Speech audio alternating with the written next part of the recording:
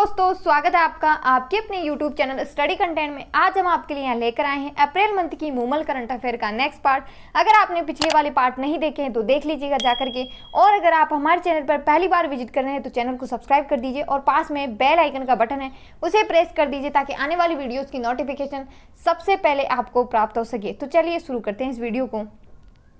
इसमें first question है कि 9 फरवरी 2022 को कहां पर कॉन्स्टिट्यूशन क्लब ऑफ राजस्थान परियोजना का शिलान्यास मुख्यमंत्री अशोक गहलोत और नेता प्रतिपक्ष के द्वारा किया गया है? तो कहाँ किया गया है? जयपुर में किया गया है। याद रखना, ये ऐसी चीज़ें इंपॉर्टेंट होती है, ठीक है। कॉन्स्टिट्यूशन क्लब ऑफ राजस्थान परियोजना का शिलान्यास कहाँ किया गया है? जयपुर में किया गया है। ये इंपॉर्टेंट है क्वेश्चन। अब ये कॉन्स्टिट्यूशन क्लब ऑफ राजस्थान परियोजना ये स्टार्ट क्यों की गई है? ये इसलिए स्टार्ट की गई है, इसके तहत एक भवन बनाया जाएगा।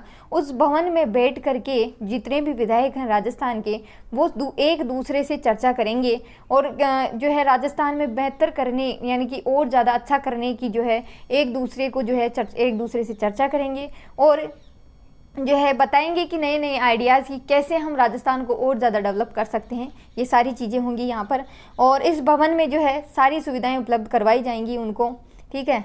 तो ये इतनी डिटेल आपको इस क्वेश्चन के बारे में याद रखनी है। नेक्स्ट क्वेश्चन है इसमें कि चौंप स्टेडियम का वर्चुअल अनावरण किया गया है। ये चौंप कहाँ स्थित है? जयपुर में स्थित है।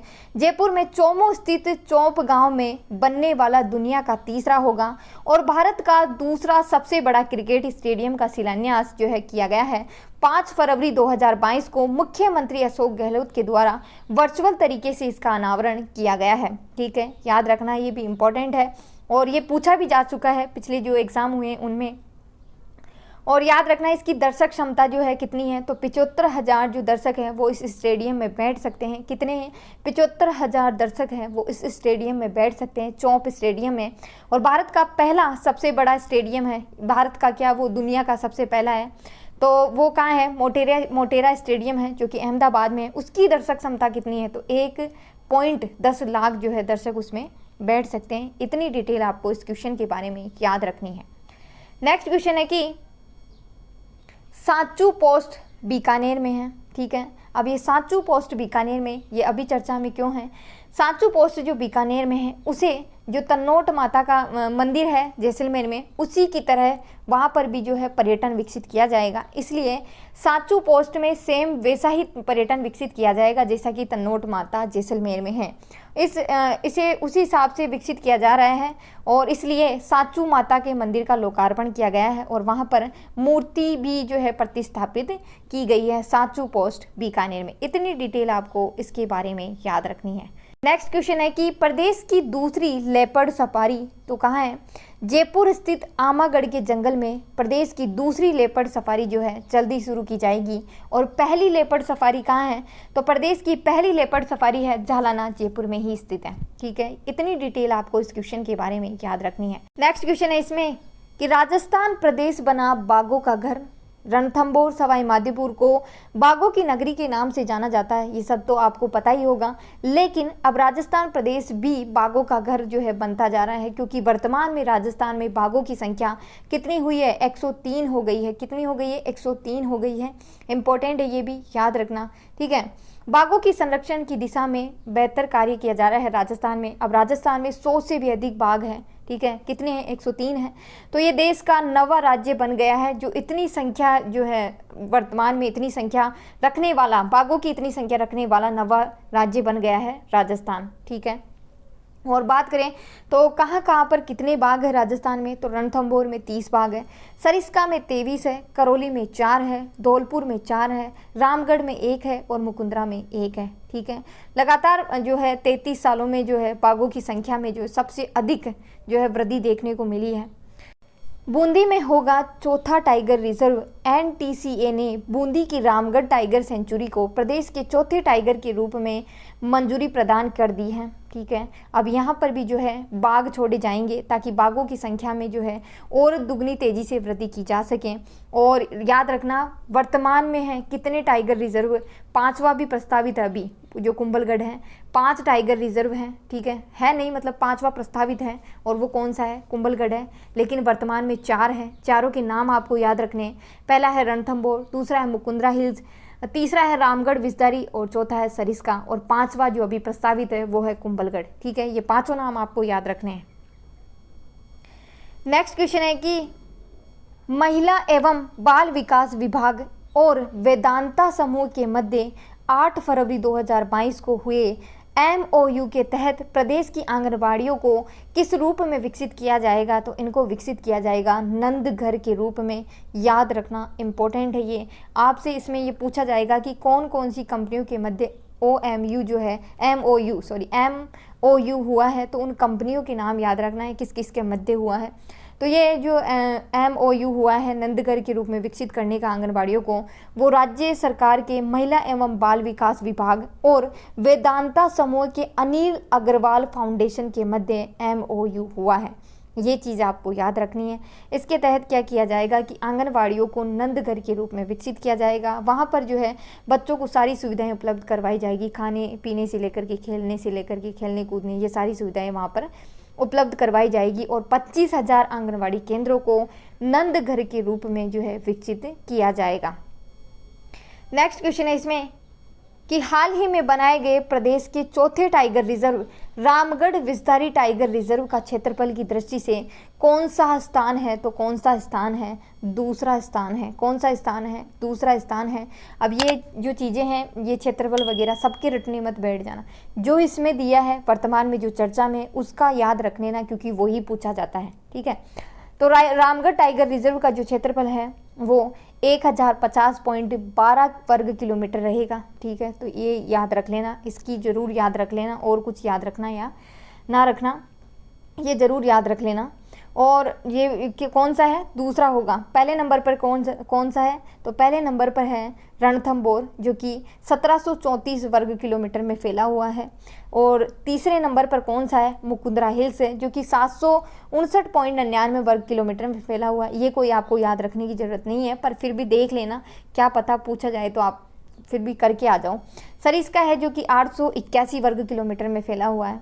और ये भी याद रखना है कि ये जो टाइगर रिजर्व है रामगढ़ विस्तारी, वो राजस्थान का तो चौथा है लेकिन देश का 52वां टाइगर रिजर्व है। आपसे पूछा जा सकता है कि देश का 52वां टाइगर रिजर्व कौन सा है या उसका नाम क्या है, तो आपको आंसर करना पड़ेगा रामगढ़ विस्तारी टाइगर रिजर्व। ठीक है, अब रामगढ़ विस्तारी टाइगर रिजर्व के बारे में पढ़ ही रहे हैं तो इसके बारे में थोड़ी और डिटेल जान लेते हैं। रामगढ़ विस्तारी जो अब टाइगर रिजर्व है वो कहाँ स्थित है? बूंदी में स्थित है। इसकी स्थापना कब की गई थी? 1982 में की गई थी। इसे रणथंभौर बाघों का जच्चा घर भी कहते हैं। क्या कहते हैं इसे? रणथंभौर बाघों का जच्चा घर भी कहते हैं। और साथ ही स्वतंत्र बाघ विचरण में ये जो है तीसरा अभयारण्य है। कौन सा? स्वतंत्र बाघ विचरण में यह तीसरा अभयारण्य है। इतनी डिटेल आपको इस क्वेश्चन के बारे में याद रखनी है। नेक्स्ट क्वेश्चन है इसमें, केंद्रीय ऊर्जा मंत्रालय की रिपोर्ट के अनुसार सौभाग्य योजना अंतर्गत सौर विद्युतीकरण के मामले में देश का शीर्ष राज्य कौन सा रहा? तो राजस्थान रहा। इंपॉर्टेंट है, पूछा जा सकता है कि सौभाग्य योजना के अंतर्गत सौर विद्युतीकरण में देश में जो है शीर्ष राज्य कौन सा रहा? तो राजस्थान रहा है। ठीक है, और ये जो सौभाग्य योजना है उसकी फुल फॉर्म क्या होगी? तो सौभाग्य योजना की फुल फॉर्म हो जाएगी प्रधानमंत्री सहज बिजली हर घर योजना, जो है सौभाग्य की फुल फॉर्म हो जाएगी। और इस योजना को कब स्टार्ट किया गया था? तो इस योजना को 25 सितंबर 2017 को स्टार्ट किया गया था। 25 सितंबर पंडित दीनदयाल उपाध्याय की जयंती पर जो इसे स्टार्ट किया गया था। तो ये सब आपको इसके बारे में याद रखना है। नेक्स्ट क्वेश्चन है इसमें कि 1 फरवरी 2022 को मुख्यमंत्री अशोक गहलोत के द्वारा घोषित की गई नवीन दैनिक मजदूरी दरों के अनुसार एक कुशल श्रमिक को प्रतिदिन देय मजदूरी की दर क्या होगी? तो 283 रुपये प्रतिदिन की होगी। और इन दरों में जो है जो 7 रुपये की है प्रतिदिन की बढ़ोतरी करने का जो है प्रस्ताव जारी किया गया है। वो कब किया गया है? 1 फरवरी 2022 को। तो ये आपको याद रखना है कि अकुशल श्रमिकों को जो है कितने रुपए दिए जाएंगे वर्तमान में। तो आप चाहे वर्तमान वाली याद कर लेना या चाहे पूर्व वाली याद कर लेना और उसमें 7 रुपये जो है ऐड कर देना। ठीक है, तो अर्धकुशल श्रमिकों को वर्तमान में 259 रुपये दिए जाएंगे। सॉरी, अकुशल श्रमिकों को 259 रुपये, अर्धकुशल श्रमिकों को 271 रुपये, कुशल श्रमिकों को 283 रुपये और उच्च कुशल श्रमिकों को 233 रुपये दिए जाएंगे वर्तमान में। नेक्स्ट क्वेश्चन है कि गोडवाड़ पर्यटन विकास सर्किट है, इस सर्किट के तहत कौन कौन से स्थलों को विकसित किया जा रहा है? तो गोडवाड पर्यटन सर्किट से जालोर सहित पाली, सिरोही, बाड़मेर जिले के 7 पर्यटन स्थलों को विकसित किया जा रहा है। इसके तहत जो है सोनाजी खेतलाजी मंदिर, जमाई क्षेत्र, पाली दुर्ग, आसोत्रा धाम, सिरोही के आबूर्दा धाम, अधर देवी, अचलगढ़, मरकुंडेश्वरी जी, अम्बेश्वरी जी व भैरू तारक धाम जो है, इसके लिए कार्यकारी एजेंसी राजस्थान पर्यटन विकास निगम लिमिटेड है जो इनको विकसित करने का कार्य कर रही है। नेक्स्ट क्वेश्चन है कि राजस्थान ऊर्जा विकास निगम और solar energy corporation of India limited के मध्य हुए समझौते के अनुसार प्रदेश में उत्पादित प्रदेश की कंपनियों को किस दर पर बिजली उपलब्ध करवाई जाएगी? तो ये 2.17 रुपये प्रति यूनिट के हिसाब से जो है उपलब्ध करवाई जाएगी।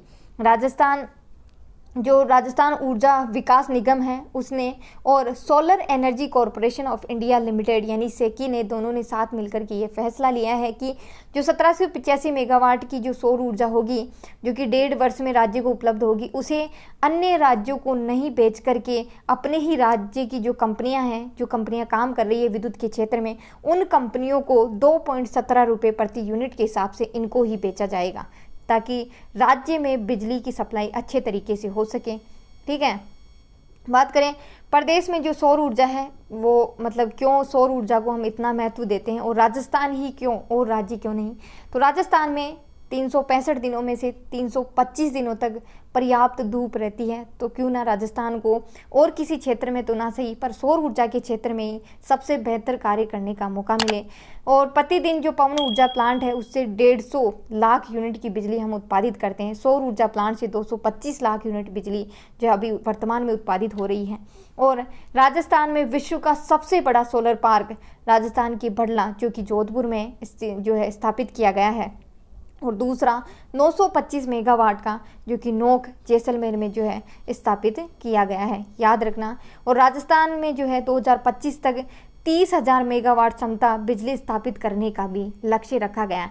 अब बात करें कि राजस्थान में विद्युत का जो वितरण करने वाली कंपनियां हैं, उन कंपनियों के नाम आपको याद रखने हैं क्योंकि इनमें अगर कंपनियों के नाम भी पूछे जा सकते हैं आपसे, तो इनके बारे में डिटेल याद रखनी है कि राजस्थान विद्युत क्षेत्र सुधार अधिनियम 1999 बनाया गया। इसके तहत 19 जुलाई 2000 को 5 विद्युत कंपनियों का गठन किया गया है। उसमें राजस्थान पहली है, उसमें राजस्थान राज्य विद्युत उत्पादन निगम लिमिटेड जो कि जयपुर में स्थित है, ये विद्युत का उत्पादन करती है। ठीक है, दूसरी है राजस्थान राज्य विद्युत प्रसारण निगम लिमिटेड, इनकी शॉर्ट फॉर्म भी पूछी जा सकती है आपसे कि RVUNL, राजस्थान राज्य विद्युत उत्पादन निगम लिमिटेड, RVUNL। ठीक है, ये भी आपसे पूछे जा सकते हैं। दूसरी है कि RVPNL, राजस्थान राज्य विद्युत प्रसारण निगम लिमिटेड जो कि जयपुर में स्थित है, और ये क्या करती है, ये प्रबंधन करने का कार्य करती है कि कहाँ बिजली का उत्पादन कैसा हो रहा है या कहाँ बिजली का वितरण करना है, ये सारा प्रबंधन देखने का कार्य राजस्थान राज्य विद्युत प्रसारण निगम करती है। तीसरी कंपनी है जयपुर विद्युत वितरण लिमिटेड, इसकी शॉर्ट फॉर्म हो जाएगी JVVNL, और ये कहाँ स्थित है, ये जयपुर में स्थित है। ठीक है, चौथी है अजमेर विद्युत वितरण निगम लिमिटेड, तो ये इसकी शॉर्ट फॉर्म हो जाएगी AVVNL, और ये क्या कर रही है, ये 11 जिले कवर कर रही है। ठीक है, पांचवी कंपनी है जोधपुर विद्युत वितरण लिमिटेड जो कि इसकी शॉर्ट फॉर्म हो जाएगी JVBNL, इसकी शॉर्ट फॉर्म हो जाएगी, और ये वर्तमान में 10 जिलों को है जो कवर कर रही है। ठीक है, अब छठी कंपनी, छः कंपनियां हैं वैसे तो, लेकिन 5 जो कंपनियां हैं वो 19 जुलाई 2000 को बन गई थी, उनका गठन किया गया था। और जो छठी वाली है राजस्थान ऊर्जा विकास निगम लिमिटेड जो कि जयपुर में स्थित है, वो 4 दिसंबर 2015 को इसकी स्थापना की गई थी। इतनी डिटेल आपको इस क्वेश्चन के बारे में याद रखनी है। ठीक है, नेक्स्ट है कि eastern Rajasthan canal project, eastern Rajasthan canal project नाम से ही पता चल रहा है, ईस्टर्न यानी कि पूर्वी जो जिले हैं राजस्थान की, वहाँ पर पानी की जो है पानी उपलब्ध करवाने के लिए ईस्टर्न राजस्थान केनाल प्रोजेक्ट लाया गया है। इस प्रोजेक्ट के तहत जो है क्या किया जा रहा है कि 13 जिलों के लोगों को जो है इसमें पानी की सप्लाई की जाएगी, 13 जिलों को, जो कि पूर्वी जो 13 जिले हैं वो आ जाएंगे इसमें। ठीक है, और इस योजना के तहत है कि 12 पार्वती नदी पर रामगढ़ गांव क्षेत्र और महलपुर में बैराज बनेगा, और नवनेरा गलवा, बीकानेर और इसरदा को जो है लिंक किया जाएगा इन सबको इस ईस्टर्न राजस्थान केनाल प्रोजेक्ट के तहत। अभी ये चर्चा में इसलिए रहा क्योंकि मुख्यमंत्री अशोक गहलोत ने कहा है कि ये जो राज्य लेवल पर था ये प्रोजेक्ट, लेकिन अभी इसे नेशनल प्रोजेक्ट बनाने के लिए जो है राजस्थान सरकार ने भारत सरकार को कहा है इसमें कि नेशनल लेवल का बन जाएगा तो इससे क्या फ़ायदा होगा कि पहले राजस्थान लेवल का था तो इसमें 50% केंद्र सरकार पैसे देती थी और 50% राज्य सरकार, लेकिन जब ये नेशनल लेवल का बन जाएगा तब इसमें 90% पैसे केंद्र सरकार देगी और 10% पैसे राजस्थान सरकार देगी। तो वीडियो यहीं तक है। वीडियो को लाइक करें, शेयर करें, कमेंट करना ना भूलें। ऐसी और वीडियोज़ के लिए हमारे चैनल को सब्सक्राइब करना ना भूलें। जय हिंद, जय भारत।